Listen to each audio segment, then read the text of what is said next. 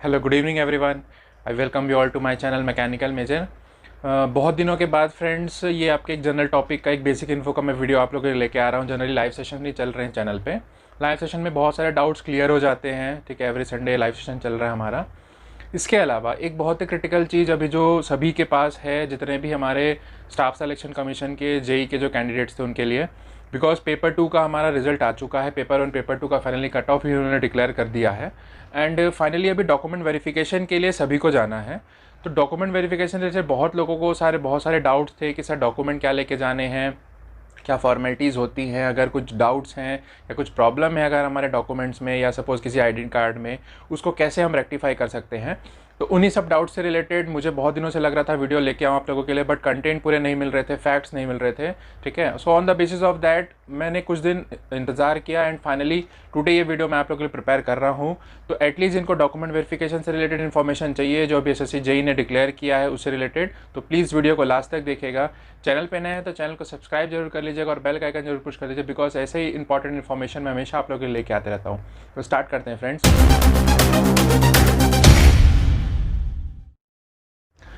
जैसे अगर आप डॉक्यूमेंट वेरिफिकेशन के लिए जाएंगे, सबसे पहले बता दूं प्रोसीजर्स कैसे होते हैं और अभी का एट प्रेजेंट सिनेरियो क्या चल रहा है। तो सबसे पहली चीज़ फ्रेंड्स, मैं आप लोगों को एक एडवाइस देना चाहूँगा, समझ लीजिए short of senior, short of Elder brother बोल लीजिए, कि आप लोग प्लीज़ अपने हेल्थ का ज़रूर ध्यान रखिएगा। बिकॉज अभी जो कंडीशन चल रहा है कोविड का, तो उससे रिलेटेड आपको कोई भी आपके हेल्थ रिलेटेड कोई भी इशू ना हो आप लोगों को, ओके। सेकंड इंपॉर्टेंट चीज़, एक एक पॉइंट से रिलेटेड मैं आप लोगों से डिस्कशन करता हूँ एंड फाइनली लास्ट में कुछ इंपॉर्टेंट टिप्स, इंपॉर्टेंट पॉइंट बताऊँगा, या जो कुछ ऐसे चीज़ें जो आप अवॉइड कर सकते हो so that you can through clear your document verification, ठीक है। सबसे पहली चीज़, अभी अगर आप लोग देख रहे होंगे ऑलमोस्ट सभी जो रीजन्स हैं हमारे एसएससी के, उन्होंने अपने डॉक्यूमेंट वेरिफिकेशन के डेट्स डिक्लेयर कर चुके हैं, ठीक है। अलॉन्ग विद दैट सबसे पहले आपके एसएससी की जो वेबसाइट है, वेबसाइट का डिटेल मैं आप लोगों को डिस्क्रिप्शन बॉक्स में शेयर कर दूंगा। डॉक्यूमेंट वेरिफिकेशन से रिलेटेड एक ऑप्शन फॉर्म आया हुआ था, ओके। वो आप लोगों को एसएससी ने अलग से उनका जो नोटिस का कॉलम है वहाँ पे शेयर किया हुआ था, ठीक है। राइट 18 और 19 सितंबर को ऑप्शन फॉर्म डिक्लेयर हो चुका है, ओके। फाइनली ऑप्शन फॉर्म को आपको फिल करके लेके जाना है, ठीक है। अब बात आती है सेकंड इशू हमारा, कि हमको बेसिकली डॉक्यूमेंट वेरिफिकेशन में प्रोसीजर क्या है और हमको करना क्या क्या है, क्या क्या चीज़ें हमको लेके जानी है, ठीक है। तो सबसे पहले आपको एक एडमिशन कार्ड इशू किया गया है एसएससी की वेबसाइट में। कुछ लोकेशन, कुछ रीजन्स के आप लोगों के जो एडमिशन कार्ड्स हैं वो इशू कर दिए गए हैं। जस्ट आप जाके अपने पर्टिकुलर रोल नंबर और आइदर रजिस्ट्रेशन नंबर और रोल नंबर के थ्रू, डेट ऑफ बर्थ के थ्रू आप उन चीज़ों को डाउनलोड कर सकते हैं, ठीक है। उस एडमिशन कार्ड में बहुत सारे इंस्ट्रक्शंस आप लोगों को गिवन है जो आप लोगों को फॉलोअप करना है। नॉर्मल वहाँ पे लिखा हुआ है कि you are selected for the document verification process of staff selection commission junior engineer examination 2018, ठीक है। तो ये चीज़ें बेसिकली आएंगी आप लोगों के लिए। इसके अलावा अगर आप लोग देखते हैं, आप लोगों को कुछ इंस्ट्रक्शन गिवन है, इंस्ट्रक्शन को मैं क्लियर करना चाहूँगा। मेन इंपॉर्टेंट थिंग इंस्ट्रक्शन, बाकी चीज़ें तो आप लोगों की कॉमन है, जैसे आप लोगों ने पेपर 1 एंड पेपर 2 में जो भी detail roll number wise your name, ठीक है, एंड योर एड्रेस वो सब दिया हुआ था, वो एज इट इज़ कॉमन रहेगा, ठीक है। तो सबसे इंपॉर्टेंट पॉइंट मैं आप लोगों को बता दूं, एक एक करके मैं आप लोगों को चीज़ें बताते जा रहा हूं और आप लोग यहाँ पे स्क्रीन में देख सकते हैं कि क्या क्या इंपॉर्टेंट चीज़, क्या क्या इंपॉर्टेंट चीज़ें आप लोगों से मांगी गई है, ठीक है। तो सबसे पहले एडमिशन कार्ड आप लोगों को गिवन है। एडमिशन कार्ड में इंस्ट्रक्शन है। एडमिशन कार्ड के ही लास्ट में अगर आप लोग देखते हैं तो वहाँ पर आप लोगों को मिलेगा रिगार्डिंग द ऑप्शनल फॉर्म, ठीक है। ऑप्शन फॉर्म जो आपको खुद से फिल करके जाना है and that shows the department preference, ठीक है। तो वो आपको खुद से फिल करके लेके जाना है। बिफोर दैट जैसे आप लोग एंटर करेंगे, इंस्ट्रक्शंस आप लोगों को गिवन है। ड्यू टू कोरोना और ड्यू टू कोविड कंडीशंस आपके सबसे पहले आप लोगों का, ठीक है, बॉडी टेम्परेचर मेजर किया जाएगा। कुछ भी इशू होने पे आपको अंदर परमिट नहीं किया जाएगा। सो अगर किसी को थोड़ा भी डाउट है या वो क्वारंटाइन है या वो सपोज उनका कोरोना टेस्ट पॉजिटिव आया हुआ है, उनके लिए क्लियर कंस्ट्रक्शन है कि वो हेल्पलाइन नंबर ट्राई करके अपनी कंडीशंस बता सकते हैं, ठीक है। सो दैट उनके लिए कुछ स्पेशल प्रोविजंस प्रोवाइड किए जा सकते हैं या उनके लिए कुछ नेसेसरी गाइडलाइन जो है वो रीजनल ऑफिस के थ्रू उनको इशू किया जाएगा, okay. Apart from that first point में आप लोगों को गिवन है कि आप लोगों का सबसे पहले बायोमेट्रिक होगा। थंब इंप्रेशन आप लोगों का लिया जाएगा, फोटोग्राफ्स लिए जाएंगे, साइन करके आप लोगों को एक पर्टिकुलर आप लोगों से ये चेक कर लिया जाएगा कि हाँ, जो कैंडिडेट ने फॉर्म भरा है that is the candidate who is present over here, वही कैंडिडेट हमारे सामने है। फोटोग्राफ्स आप लोगों का लिया जाएगा, वहाँ पे बायोमेट्रिक थंब इंप्रेशन लिया जाएगा और आप लोगों से एक स्टैंडर्ड साइन करवाया जाएगा, ठीक है। सेकंड इंपॉर्टेंट चीज़ मैं आप लोगों को बता दूं यहाँ पे, so this is regarding self attested copies, ठीक है। अब डॉक्यूमेंट वेरिफिकेशन में आप लोगों को क्या क्या लेके जाना है, एक एक पॉइंट मैं आप लोगों को बता देता हूँ। सबसे पहले मैट्रिकुलेशन सर्टिफिकेट, 10th का सर्टिफिकेट, जिसमें आप लोगों का क्लियरली यहाँ पे मेंशन है वो सर्टिफिकेट क्यों मांगा जा रहा है, that will be checking your date of birth, ठीक है। बहुत लोगों को डाउट था कि सर वहाँ पे फादर्स नेम मदर्स नेम का इशू है, उससे कोई इशू हमको प्रॉब्लम तो नहीं होगी, हमको रिजेक्ट तो नहीं किया जाएगा। ऐसा कुछ भी नहीं है। वहाँ पे सिर्फ आप लोगों को डेट ऑफ बर्थ से रिलेटेड जो आप लोगों ने फॉर्म में फिलअप किया है वो डेट ऑफ बर्थ और जो 10th के मार्कशीट में आप लोगों का डेट ऑफ बर्थ है वो दोनों क्लियर कट मैच होने चाहिए, ठीक है। तो सबसे पहली प्रोबेबिलिटी आपके चांसेस ऑफ रिजेक्शन अगर डेट ऑफ बर्थ में इशू है तो, ठीक है। सेकंड आ जाता है आप लोगों का, आप लोगों ने सपोज डिप्लोमा कंप्लीट किया है या डिग्री कंप्लीट किया है तो जनरली आपके जितने भी सेमेस्टर के मार्कशीट्स हैं वो सभी आप लोगों को लेके जाने हैं, ठीक है। जितने भी डॉक्यूमेंट आप लोगों को ले जाने हैं मैं क्लियर कर दूं, आपको ओरिजिनल लेके जाना है प्लस उनकी सेल्फ अटेस्टेड कॉपीज़, ठीक है। सेल्फ अटेस्टेशन मैं बता दूं, आप लोगों को किसी गेजेटेड ऑफिसर से साइन करवाने नहीं जाना उनको अटेस्ट कराने के लिए, आपको खुद से जेरोक्स में नीचे सेल्फ अटेस्टेड लिख के आपका खुद का सिग्नेचर वहां पे करना है, ठीक है। पहले होता था कि आप लोगों को किसी गेजेटेड ऑफिसर्स के थ्रू, स्कूल के प्रिंसिपल हो गया, गवर्नमेंट कॉलेज के प्रोफेसर्स, उनके थ्रू आपको वहाँ पे अटेस्ट करा के ले जाना रहता था, बट अभी सेल्फ अटेस्ट आप लोगों को लेके जाना है, ठीक है।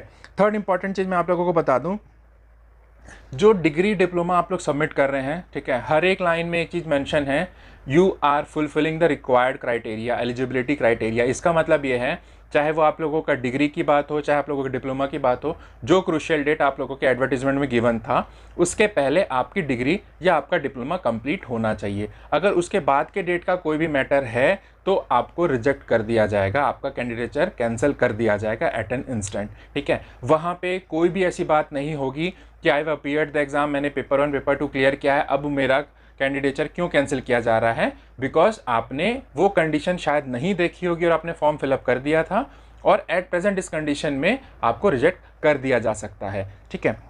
नेक्स्ट पॉइंट में आप लोग आ जाओ, कुछ लोगों को ये प्रॉब्लम थी कि सर मार्कशीट हमको पूरे सेमेस्टर्स के नहीं मिलते, हमको सिर्फ फाइनल मार्कशीट दी जाती है। तो उसके लिए कंडीशन ये है कि एटलीस्ट आपके पास ऐसा कुछ प्रूफ रहना चाहिए या मार्कशीट जो आपकी फाइनल की आएगी उसमें सभी सेमेस्टर के मार्क्स आपके वहाँ पे अवेलेबल होने चाहिए जो फाइनल मार्कशीट आप लोगों को अवेलेबल होती हैं, ठीक है।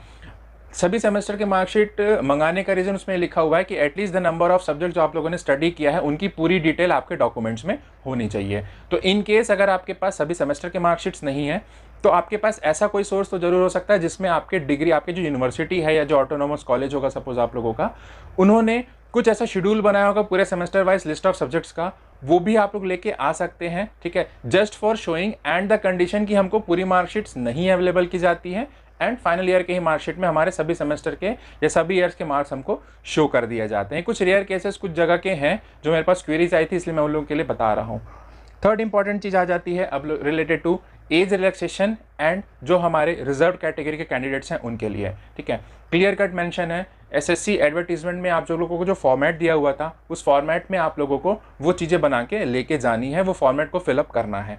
अब बात आती है कि सर क्या एग्जैक्टली वही जो है उसी में हमको बना के ले जाना है, तो उसके लिए कंडीशन ये है एग्जैक्टली अभी तो फिलहाल एट प्रेजेंट केस में सभी के लिए पॉसिबल नहीं होगा, बट आपके पास सबसे पहली चीज़ जो भी कैटेगरी वाले कैंडिडेट्स हैं उनके पास उनका जो भी कैटेगरी का होगा वो स्टेट का उनका सर्टिफिकेट वैलिड नहीं होगा, उनको सेंट्रल का सर्टिफिकेट ही वहाँ पे प्रोड्यूस करना पड़ेगा, ठीक है। सेकंड पॉइंट, फॉर्मेट की बात आती है तो फॉर्मेट कहने का सेंस ये होता है कि जो जो कंटेंट वहाँ पे दिया हुआ है जो एसएससी ने आपको एडवर्टीजमेंट में शो किया था वो सभी कंटेंट आपके सर्टिफिकेट में होने चाहिए। फॉर्मेट का सेंस ये नहीं रहता कि वहाँ पे आपका सपोज जो टाइपिंग क्राइटेरिया है इतने हमारे फॉन्ट के साइज़ होना चाहिए, इस वर्ड फॉर्मेट में होना चाहिए, वैसा नहीं होता। कंटेंट जो होने चाहिए आपके वो एज इट इज़ उतने कंटेंट जो आपके पास एग्जिस्टिंग है और जो एसएससी ने नोटिफिकेशन में इशू किया था वो पूरे कंटेंट मैचअप होने चाहिए, ठीक है।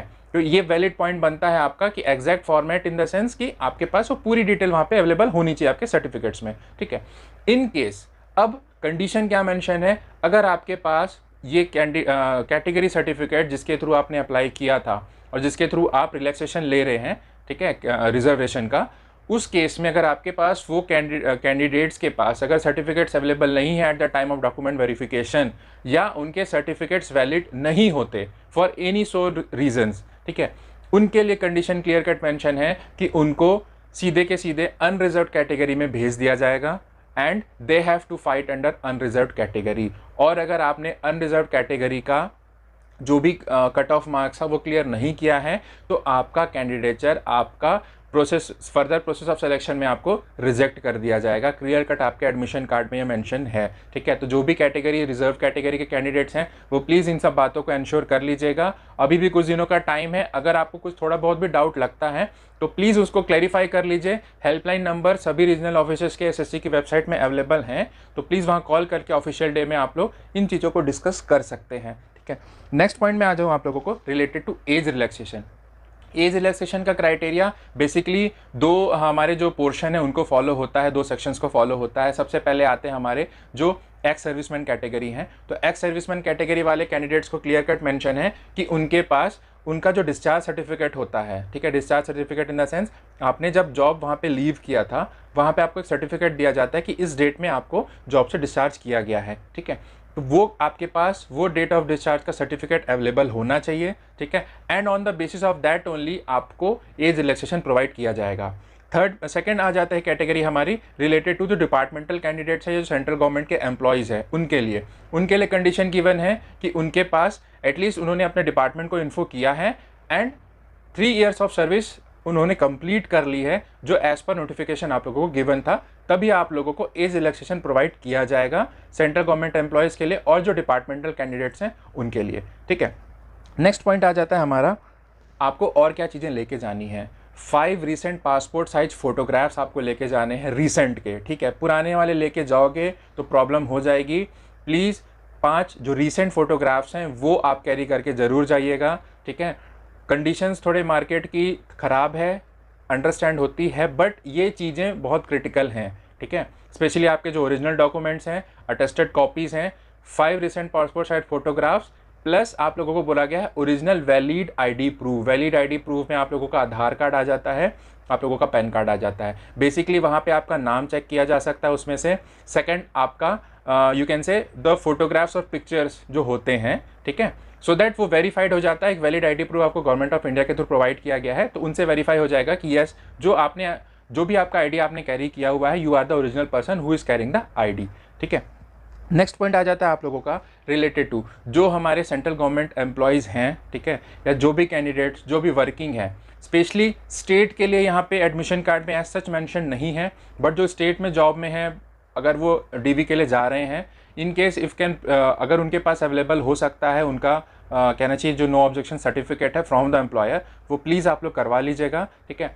सेंट्रल वालों के लिए कंपलसरी है कि आपने अगर एसएससी फॉर्म में ये डिटेल दी हुई है कि if you are working somewhere, तो आपको एनओसी आपके डिपार्टमेंट से लेके आनी है। अगर आप एनओसी लेके नहीं आते हैं तो आपका कैंडिडेचर रिजेक्ट कर दिया जाएगा, ठीक है। अब बात आती है कि आपने फॉर्म फिलअप करने के पहले तक आपके पास आपने वो जॉब ज्वाइन नहीं किया था, ठीक है, बट उसके बाद आपने ज्वाइन किया है, तो एटलीस्ट आपके जो हेड ऑफ डिपार्टमेंट होंगे, जो नियरेस्ट होंगे, जो आपको एनओसी इशू कर सकते हैं, ट्राई कीजिए उनसे एटलीस्ट एक एनओसी बनवा के रख लीजिएगा।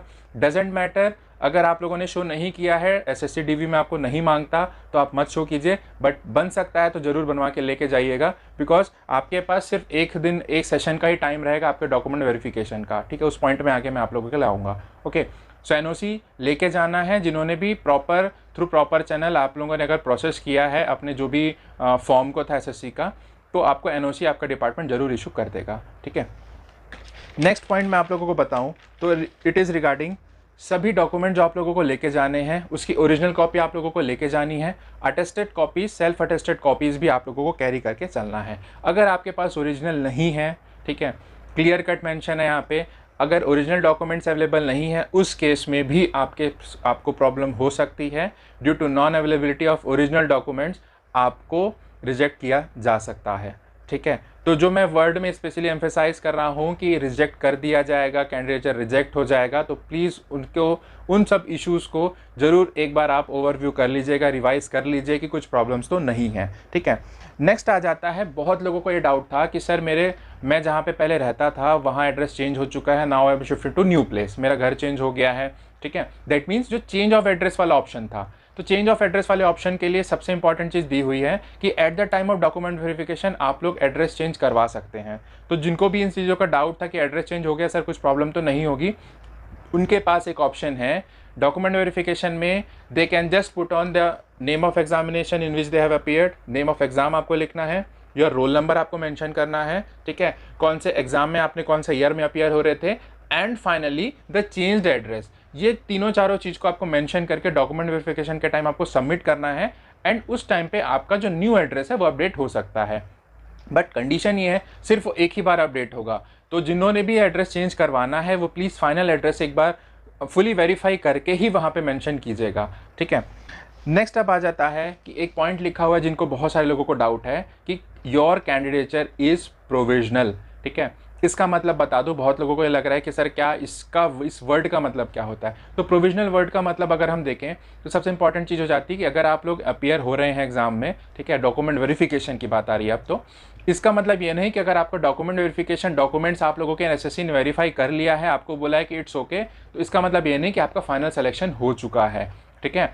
यहाँ पे प्रॉब्लम ये भी है, डॉक्यूमेंट वेरिफिकेशन हो गया, that doesn't means you are finally selected. इसके बाद भी आपके जो फाइनल कट ऑफ मार्क्स आएंगे, जो मेरिट आएगी, उसके बेसिस पे ही आपको फाइनल कहना चाहिए कि ज्वाइनिंग प्रोवाइड की जाएगी डिपार्टमेंट्स के थ्रू, ठीक है। तो प्रोविजनल वर्ड का मतलब ये है कि डीवी कंप्लीट होने से you are not finally selected in the examination, आपका एसएससी जेईई थ्रू क्लियर नहीं हुआ है, ठीक है। जो कुछ इंपॉर्टेंट चीज़ जो मैं इनिशियली आप लोगों को बोला था कि बताऊंगा वो है regarding the date, time and venue, ठीक है। वेन्यू आप लोगों के रीजनल ऑफिसेस होंगे, ये आप लोगों को क्लियर है। डेट एंड टाइम सभी का अभी जो आया हुआ है, कहना चाहिए जो शेड्यूल आया हुआ है डॉक्यूमेंट वेरिफिकेशन का, वो क्लियर है, ठीक है। तो प्लीज़ इंश्योर कर लीजिएगा 1 या 2 दिन पहले ही जाके कि आपका वेन्यू आपको क्लियर है, डेट एंड टाइम में ही आपको पहुंचना है। इन केस उस डेट या टाइम पे, उस वेन्यू पे आप नहीं पहुंचते हैं तो क्लियर कट मेंशन है कि in that case it is assume कि आप इंटरेस्टेड नहीं है डॉक्यूमेंट वेरिफिकेशन में और आपका कैंडिडेचर कैंसिल कर दिया जाएगा, ठीक है, कर दिया जाएगा, ओके। क्लियर है कि वहाँ पे नेक्स्ट डे या कोई एक्सक्यूज़ आप लोगों की कहना चाहिए एक्सेप्ट होगी जस्ट बिकॉज कि हम उस टाइम पे नहीं पहुँच पाए, ओके, या उस वेन्यू हमको मिला नहीं। तो प्लीज़ इंश्योर कर लीजिएगा 1 दिन या 2 दिन पहले ही कि वेन्यू आपको क्लियर है, डेट एंड टाइम पे आपको एग्जैक्टली पहुँचना है with all your documents originals, ठीक है। एक पॉइंट और मेंशन है वहाँ पे, कुछ कंडीशंस में आप लोगों को ट्रैवलिंग अलाउंस प्रोवाइड किए जाते थे, कुछ एग्जाम्स में होते थे, बट डॉक्यूमेंट वेरिफिकेशन के लिए आप लोगों को कोई भी ट्रैवलिंग अलाउंस प्रोवाइड नहीं किया जाएगा, ठीक है। क्लियर कट पॉइंट में मेंशन है। वैसे ये बेसिक चीज़ है बट फिर भी एडमिशन कार्ड में आप लोगों के आया हुआ है तो ये चीज़ मुझे बताना जरूरी लगा, इसलिए मैं आप लोगों को बता रहा हूँ, ठीक है। मोस्ट इंपॉर्टेंट चीज़ मैं आप लोगों को बता दूँ, जो भी चीज़ें, जो भी डॉक्यूमेंट्स आप लोग कैरी करेंगे, इट इज़ योर सेफ्टी, आप अपनी सेफ्टी के साथ उनको लेके जाए, बिकॉज ओरिजिनल कैरी करना जनरली प्रेफर नहीं किया जाता, बट डॉक्यूमेंट वेरिफिकेशन में आपको ओरिजिनल लेके ही जाना है, ठीक है, इट इज़ कंपलसरी, ओके। तो उसको सेफ्टी के साथ लेके जाना एंड फाइनल रिटर्न बैक ये आपकी रिस्पॉन्सिबिलिटी होती है, उसके लिए और कोई रिस्पॉन्सिबल नहीं हो सकता, okay. Last but not the least, कुछ सेफ्टी इंस्ट्रक्शन दिए हुए हैं रिलेटेड टू कोरोना एंड कोविड-19 कंडीशंस, तो उसके पॉइंट्स मैं आप लोगों को बता दूं। मास्क कैरी करना आप लोगों के लिए ज़रूरी है, मास्क आपको लेके जाना है, ठीक है, आपको कंटिन्यू लगा के रखना है। In case of any issues Aarogya Setu app आपको कैरी करके चलना है, ठीक है। Third is you have to keep your own sanitizer, आपको सैनिटाइज़र वहाँ पे प्रोवाइड किया जा सकता है बट खुद से आपको सैनिटाइज़र लेके ज़रूर जाना है, okay. Next is safety distance आप लोगों को फॉलो करना है, 2 मीटर्स का एटलीस्ट सेफ्टी डिस्टेंस आप लोगों को मेंटेन करना है। वो वहाँ पे at the time of your DV वहाँ के जो ऑफिसर्स रहेंगे वो भी आपको कंडीशंस को एक बार सर्टेन करेंगे एंड आपको खुद से सेफ्टी डिस्टेंस का ध्यान रखना है, okay. Any symptoms related to corona positive condition, any symptoms related to cough, sneezing, ठीक है, आपको अगर खांसी आ रही है, आपको छींकें पड़ी हैं, ठीक है, उस केस में आपको एंट्री नहीं दी जाएगी। इसलिए जो भी अगर क्वारंटाइन है, अगर उनको कुछ भी सिम्टम्स हैं तो वो पहले ही हेल्पलाइन नंबर के थ्रू अपने रीजनल ऑफिस को इन्फॉर्म कर दीजिए इस कंडीशन से रिलेटेड, सो दैट वो आपके लिए कुछ ऑप्शनल एक अरेंजमेंट कर सकते हैं, ठीक है। आप वहाँ जाएंगे, दैट डजेंट मीन्स आपको अगर आपके पास सपोज कुछ प्रॉब्लम है, आपको कुछ प्रॉब्लम है तो आप लोगों को दूसरों को फैलाना है, ठीक है। तो इन सेफ्टी कंडीशंस का, ठीक है, इन प्रिवेंशंस का, प्रिकॉशंस का आप लोगों को हमेशा ध्यान रखते हुए चलना है eight the time of document verification, okay. Last but not the least, admission card के जस्ट लास्ट में आप लोगों को ऑप्शन फॉर्म दिया हुआ है। ऑप्शन फॉर्म डिपार्टमेंट प्रेफरेंस के लिए दिया हुआ है, जिसको आपको हम सोच समझ के भरना है। आपको सभी डिपार्टमेंट का प्रेफरेंस भरना जरूर है बट उन्हीं डिपार्टमेंट को आपको सीक्वेंस में डालना है जिसमें आप एलिजिबल हैं। लाइक डिप्लोमा वाले, अगर आपके पास 2 ईयर्स एक्सपीरियंस नहीं है तो आप लोग MES, department of quality assurance naval and BRO का प्रेफरेंस नहीं दे सकते, ठीक है। ऑल्दो आपके मार्क्स स्कोर ज़्यादा होंगे बट आप इनमें एलिजिबल नहीं हैं। सिविल वाले, जो सिविल डिपार्टमेंट्स में एलिजिबल हैं उन्हीं में आप लोग प्रेफरेंस फिल करेंगे। E&M वाले जितने भी है इलेक्ट्रिकल एंड मैकेनिकल के, CPWD का बहुत लोगों को डाउट था कि सर CPWD मैकेनिकल एलिजिबल है कि नहीं है, तो मैकेनिकल वाले CPWD में एलिजिबल हैं, बीटेक वाले सभी डिपार्टमेंट्स में एलिजिबल हैं, डिप्लोमा वाले 3 डिपार्टमेंट्स को छोड़ के बाकी सभी डिपार्टमेंट में एलिजिबल रहेंगे। ठीक है, तो आज का वीडियो फ्रेंड्स इसी पे बेस्ड था कि डॉक्यूमेंट वेरिफिकेशन में what are the don'ts, ifs and buts आपके जो हैं, ठीक है, डूज एंड डोंट्स कहना चाहे, वो सब चीज़ें मैंने आप लोगों को आज क्लियर की है। वीडियो जिनको भी अच्छी लगे वीडियो को लाइक जरूर कीजिएगा। डॉक्यूमेंट वेरिफिकेशन से रिलेटेड सभी इन्फॉर्मेशन मैंने आप लोगों को एडमिशन कार्ड एंड क्या क्या प्रोसीजर फॉलो होते हैं वो आप लोगों को एक्सप्लेन किया है। डाउट है अगर किसी भी चीज़ का कमेंट बॉक्स में कमेंट जरूर कर सकते हैं। चैनल पे नए हैं तो चैनल को सब्सक्राइब जरूर कर लीजिएगा, बिकॉज ऐसे इन्फॉर्मेटिव वीडियोज़ मैं हमेशा आप लोगों के लिए बनाते रहता हूँ। Thank you.